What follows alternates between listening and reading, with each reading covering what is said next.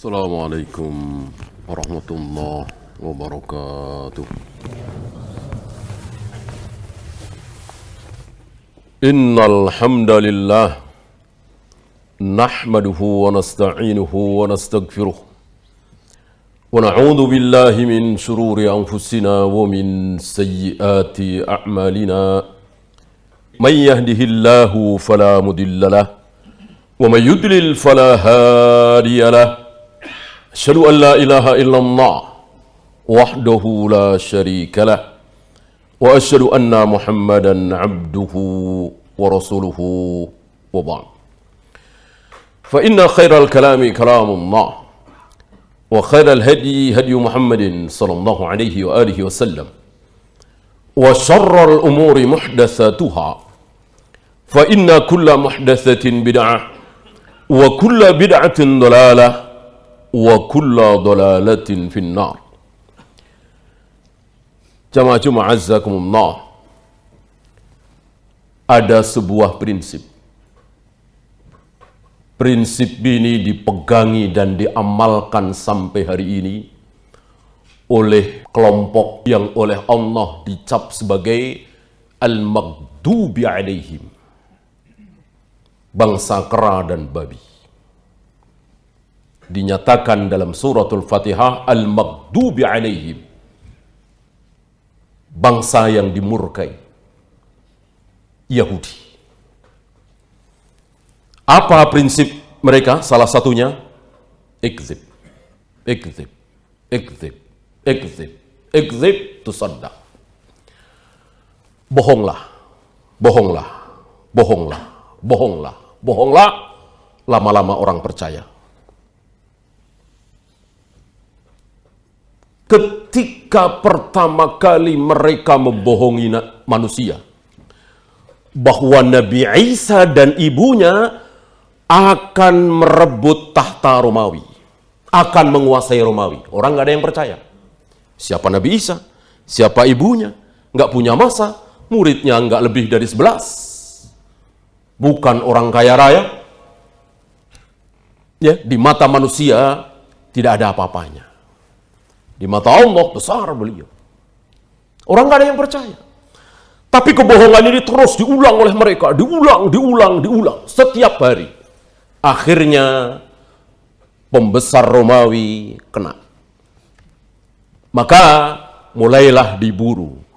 Mulailah dikejar Nabi Isa bersama ibunya.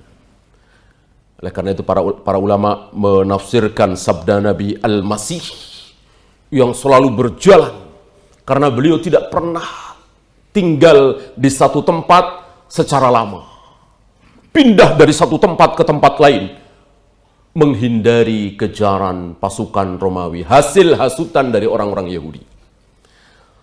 Sampai berakhir di mana beliau diangkat oleh Allah. Dan digantikan oleh orang yang paling semangat untuk membunuh beliau, menyalib beliau. Ini sebelum Rasulullah sallallahu alaihi wasallam lahir.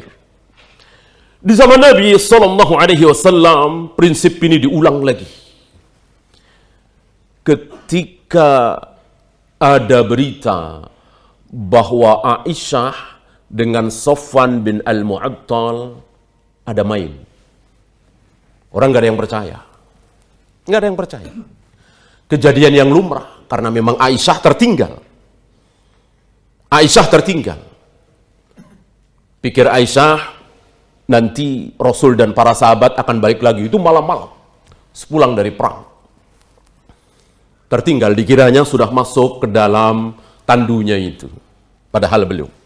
Pikir Aisyah nanti akan balik lagi. Ternyata tidak. Datanglah salah seorang sahabat yaitu Safwan tadi. Tertinggal.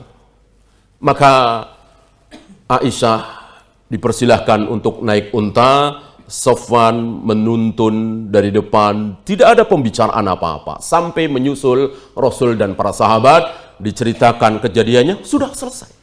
Nggak ada pembicaraan, nggak ada pembahasan. Nah, disinilah Yahudi mengawali kebohongan bahwa Aisyah dengan Safwan ada sesuatu, ada main. Nggak ada yang percaya. nggak ada yang suudzon. Tapi terus berita ini diulang setiap hari. Akhirnya, jangankan para sahabat, Rasul kena. Sampai memulangkan Aisyah ke rumah Abu Bakar, tentu antum tahu kisah ini.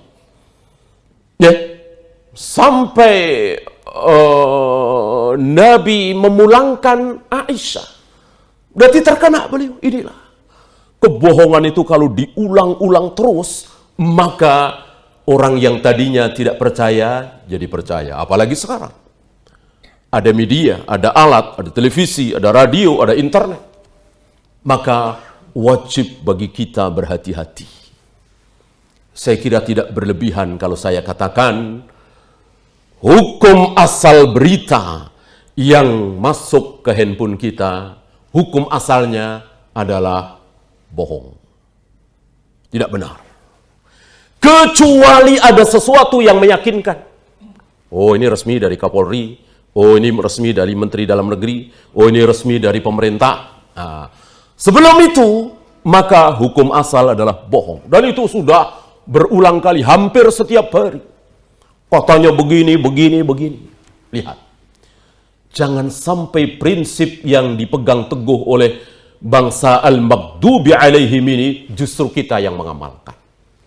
Berbohong di depan umum, lama-lama orang percaya. Aqulu qauli hadza astaghfirullah li wa lakum.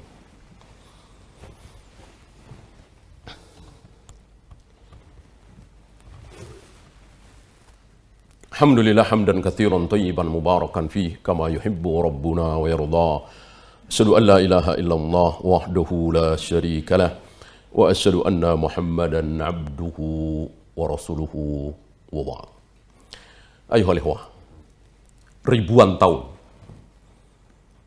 prinsip yang ditawarkan oleh Plato bahwa untuk memilih pemimpin presiden libatkan orang-orang bodoh sekalipun, yang petani, yang pedagang, yang buta huruf, yang buta, yang nggak tahu tentang hak dan batil, nggak tahu tentang halal dan haram, libatkan semua untuk memilih seorang pemimpin, perdana menteri, presiden, dan seterusnya. Ribuan tahun nggak laku prinsip ini. Antum tahu, pencipta demokrasi yaitu Plato kan sudah hidup sebelum Nabi Muhammad SAW. Nggak laku, prinsip ini nggak laku. Siapa yang membuat prinsip ini laku? Hampir seluruh dunia, termasuk dunia Islam, sepertinya tidak ada yang tidak melaksanakan prinsip ini. Siapa yang membuat laku? Yahudi. Diulang-ulang ini.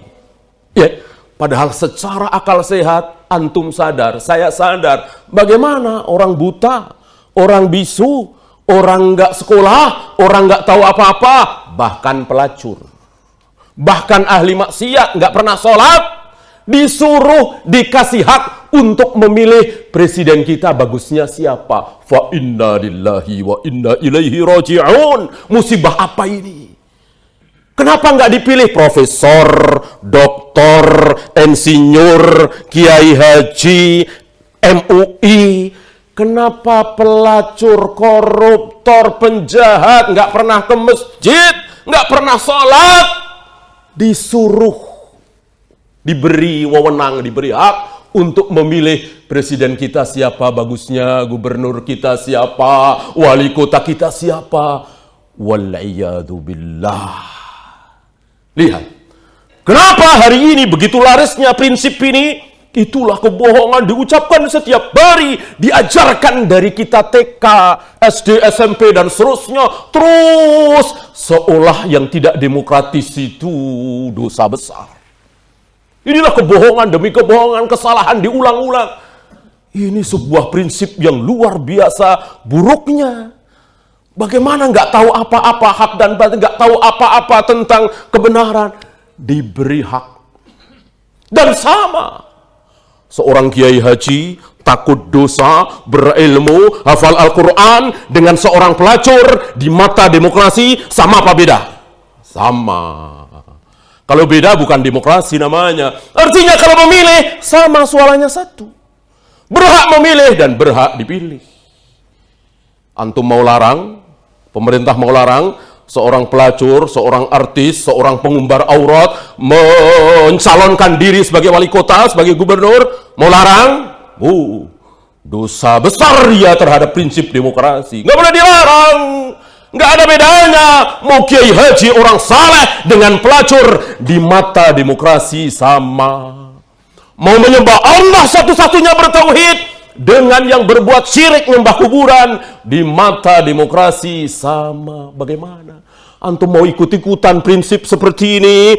Antum mau berharap dengan prinsip seperti ini muncul pemimpin muslim, pemimpin sunnah, pemimpin yang menggigit sunnah Nabi dengan gigi geraham, pemimpin yang tahu mana yang hak, mana yang hati, pakai teori seperti ini, prinsip seperti ini, maka tidak usah terlalu berharap. Karena memang kebaikan pemimpin tergantung kita para rakyat. Maka tidak usah terlalu semangat dalam sebuah perhelatan untuk mengganti seorang pemimpin. Semangatlah dalam sebuah perhelatan untuk mengganti rakyat. Karena yang akan membuat maju sebuah negeri bukan pemimpin, tapi rakyat. Kata siapa? Kata Allah Rabbul Alamin. Inna allaha la yughayyiru ma biqaumin hatta yughayyiru ma bi anfusihim. Allah tidak akan merubah nasib satu bangsa, satu kaum, kecuali bangsa itu merubah diri mereka sendiri. Ayat ini tidak berbunyi hatta yughayyiru ma bi hukamihim. Bangsa itu harus merubah pemimpinnya, tidak. Mau dirubah kalau kita masih seperti ini. Mestinya masuk jam 8, dia jam 9. Mestinya pulang jam 4, dia pulang jam 3. Walaupun alasan ngaji, cari ilmu, ini tidak amanah. Belum yang korupsi, belum yang makan riba, belum yang judi asuransi, belum yang syirik, belum yang bid'ah. Siapa yang melakukan itu semua? Rakyat. Yang berjualan 1 kilo padahal cuma 9 on, siapa? Pemimpin apa rakyat? Rakyat. Maka bersemangatlah untuk merubah rakyat. Berharaplah dari orang-orang yang kerjaannya merubah rakyat. Siapa? Tentu para ulama kita, para kiai kita, para da'i kita. Mereka orang-orang yang bekerja untuk memperbaiki rakyat.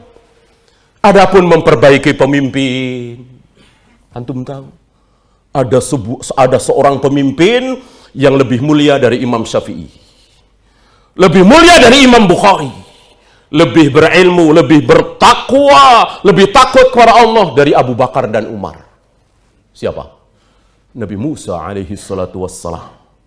Tapi manusia yang dipimpin bangsanya kayak apa? Tadi, bangsa kera dan babi. Al-maghdubi alaihim. Lihat. Lihat. Kita masih berharap dengan seorang pemimpin?